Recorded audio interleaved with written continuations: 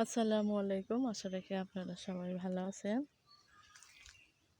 আমি বেশি ভালো নাই, কারণ আজকে 4-5 দিন ধরে আমি কোনো ভিডিও দিতে পারি নাই। কারণ হচ্ছে প্রচণ্ড জ্বর, ঠান্ডা, মাথা ব্যথা। সেই জন্য ভিডিও করিও নাই, ভিডিও দিতেও পারি নাই। যে আজকে একটু মাথাটা ব্যথাটা কমছে, সেজন্য বের হয়েছি। আর এই কয়দিন 2 দিন তো বৃষ্টিও ছিল। আজকে হচ্ছে রৌদ্র, সেজন্য ভাবলাম যে একটু এখানে আসি। আমাদের এই যে সবজির কি অবস্থা, এই যে ডাটা সব বিক্রি করা শেষ। বড় বড়গুলো বিক্রি, যেগুলো ওই যে চিকন চিকন, সেগুলো রয়ে গেছে। এগুলো তো বেশি দিন এখানে রাখা যাবে না। ওই যে অন্য সবজি উঠতেছে, করলা, বরবটি, তারপরে হচ্ছে ওই যে সুন্দর সুন্দর ঢেঁড়স গাছ, কিনার দিয়ে সব ঢেঁড়স গাছ। তো ডাটা উঠায় না ফেললে ওগুলো আবার ভালো হবে না, সেই জন্য ওগুলা তাড়াতাড়ি তুলে ফেলছে।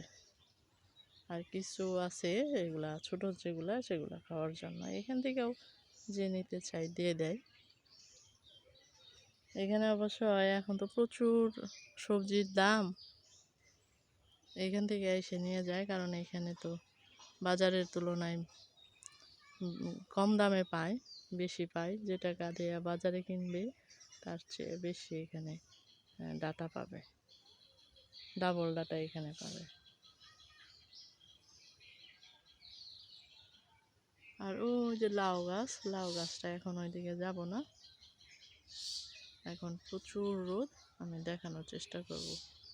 লাউ গাছ খুব সুন্দর হয়েছে, কিন্তু এখনো লাউ ধরে নাই। আজকে দেখেন কয়েকদিন পর রোদের পরিমাণ কিরকম।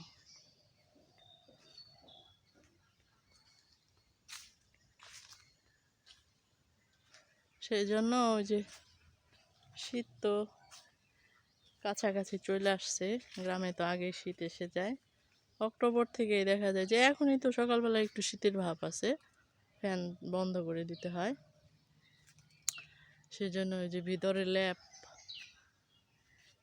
লেপটা শুকা দিছে, একটা একটা করে লেপ বের করে শুকা দিছে।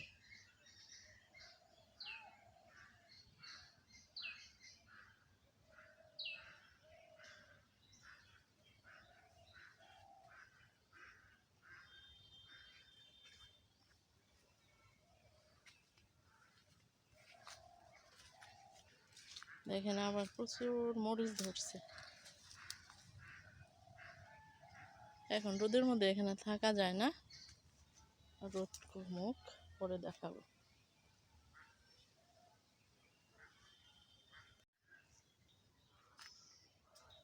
দেখি খালের এই পাশের কি অবস্থা।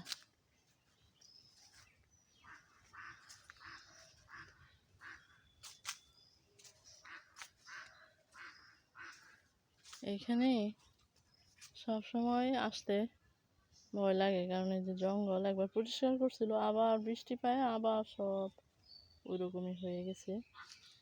কারণ ভিতরে সাপ থাকতে পারে জঙ্গলের ভিতরে, যদিও চোখে পড়ে নাই এখনো। এই যে নদী, খাল, খালের পানি একটু কম ছিল, আবার এই কয়েকদিনের বৃষ্টিতে আবার বাড়ছে।